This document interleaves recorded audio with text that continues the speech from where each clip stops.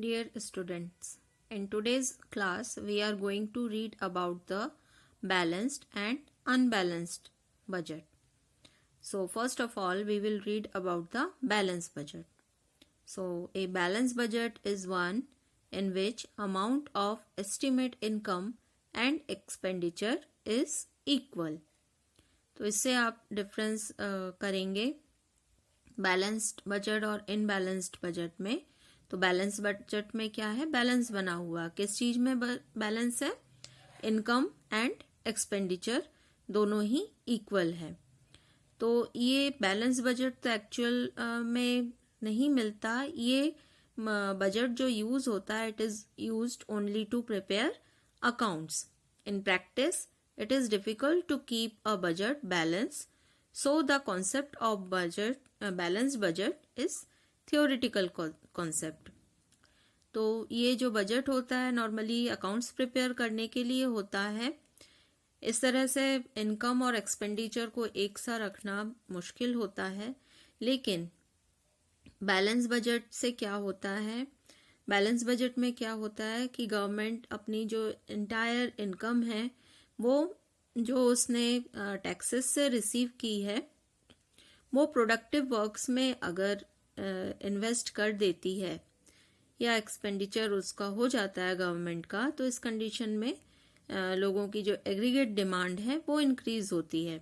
और डिमांड अगर इंक्रीज होती है तो इस कंडीशन में फुल एम्प्लॉयमेंट की कंडीशन आ सकती है. So in condition of balance budgeting the economy also remains safe from the impact of inflation and depression. तो अगर बैलेंस बजट बनाया जाता है तो उस कंडीशन में इन्फ्लेशन की कंडीशन, डिप्रेशन कंडीशन, ये हम लोग पहले पढ़ चुके हैं. आप लोग इसको सर्च कीजिए इन टू वर्ड्स को, इन्फ्लेशन एंड डिप्रेशन को.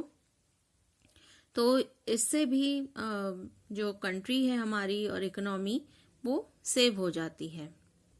Let's read about the unbalanced budget. तो नेम से ही यहाँ पे पता चल रहा है कि यहाँ पे जो इनकम है और एक्सपेंडिचर दोनों में यूनिफॉर्मिटी नहीं रहेगी, इसीलिए इसको क्या नाम दिया गया है, अनबैलेंस्ड बजट.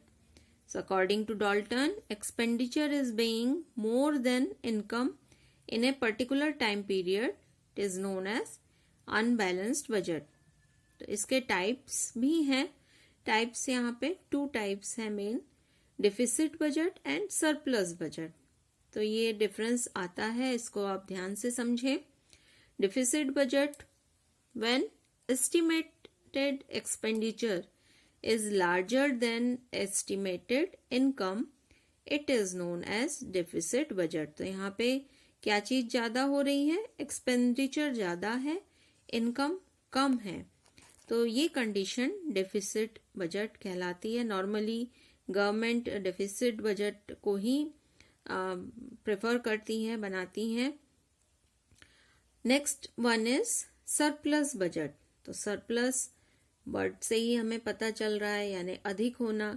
तो जहाँ पे इनकम अधिक हो रही है और हमारे एक्सपेंडिचर इनकम की तुलना में कम हो रहे हैं, तो इस तरह के बजट को सरप्लस बजट कहते हैं.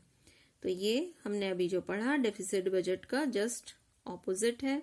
सरप्लस बजट में क्या हो रहा है, decline in the amount of public loans and increase in the funds of government.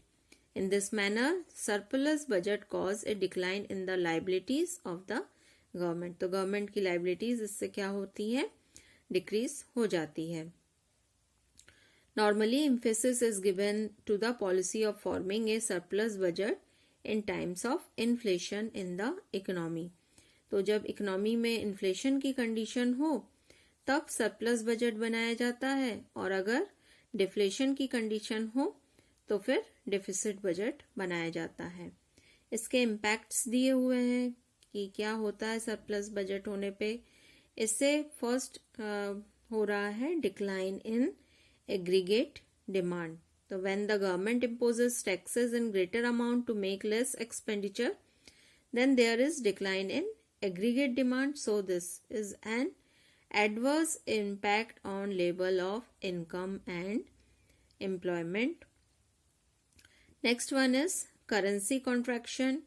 Due to decline in demand there is lesser production of good.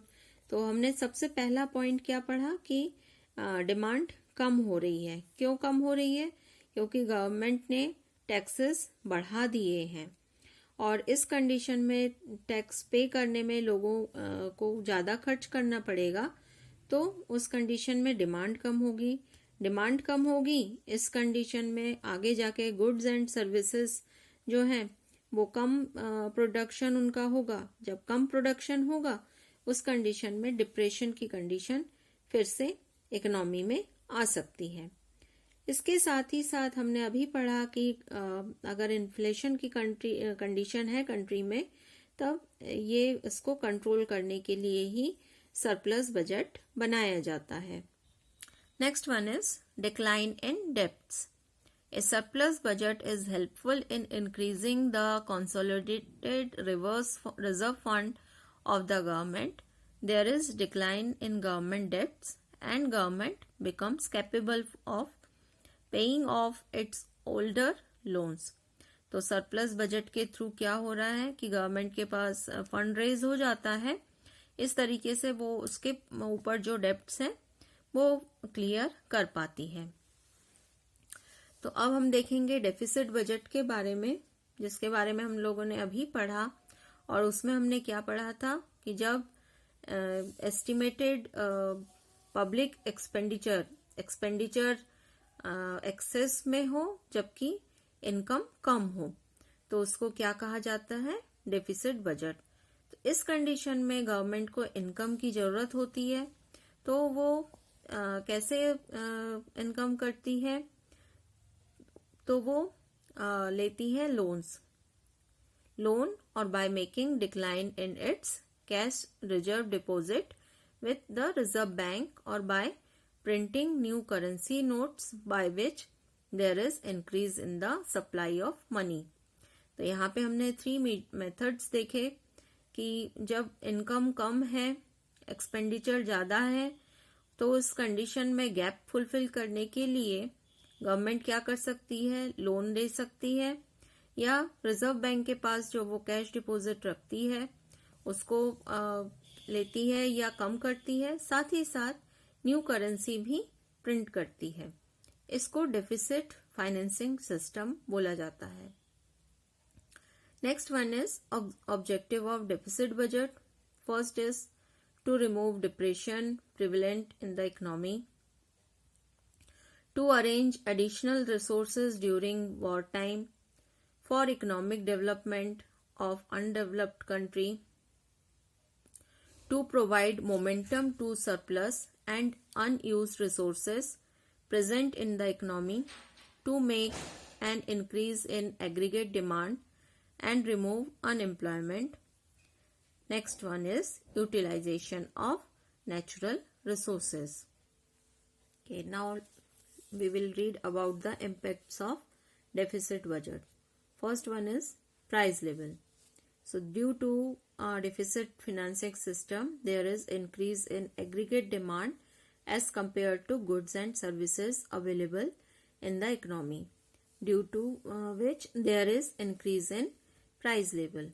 तो यहाँ पे डेफिसिट बजट की वजह से क्या हो रहा है कि लोगों के पास पैसे आते हैं, उस कंडीशन में डिमांड बढ़ जाती है गुड्स एंड सर्विसेज की, और इस तरीके से प्राइस लेवल इंक्रीज हो जाता है। नेक्स्ट है increase in supply of money. हमने अभी 3 पॉइंट्स पढ़े थे जिनके थ्रू गवर्नमेंट मनी सप्लाई करती है। तो डेफिसिट बजट की कंडीशन में मनी सप्लाई इंक्रीज हो जाती है। Next one is increase in employment. तो डेफिसिट बजट की वजह से हमने अभी पढ़ा कि डिमांड इंक्रीज हो रही है, साथ ही साथ प्राइस लेवल भी इंक्रीज हो रहा है। तो जो एंटरप्रेन्योर होते हैं या प्रोड्यूसर होते हैं वो इनकरेज होते हैं कि मैक्सिमम गुड्स और सर्विसेज प्रोवाइड करें, और जब इस तरह की कंडीशन आती है तो एम्प्लॉयमेंट लेवल भी इंक्रीज हो जाता है। Next one is capital formation. तो डिफिसिट फाइनेंसिंग सिस्टम से कैपिटल फॉर्मेशन होता है 3 वेज में। First one is due to increase in the income of traders, producer, etc. They are able to save more, which encourage capital formation. In case of increase in the price of goods, people find it difficult to buy them. Third one is resources which were not used and left idle up till now in the economy start to be used, due to which there is increase in production, which also enhance capital formation. Last one is distribution of income. तो deficit financing system से एक जो गलत बात हो जाती है वो है डिस्ट्रीब्यूशन ऑफ इनकम. यहाँ पे इकोनॉमी में जो एंटरप्रेन्योर होते हैं या ट्रेडर्स होते हैं उनको तो बहुत अधिक प्रॉफिट होता है, लेकिन जो सर्विस क्लास या लेबर क्लास के लोग होते हैं उनके लिए इनकम कंडीशन कम हो जाती है, उनकी इनकम कम हो जाती है. तो ये आज हमने पढ़ा बैलेंस्ड अनबैलेंस्ड बजट के बारे में और डेफिसिट बजट के बारे में.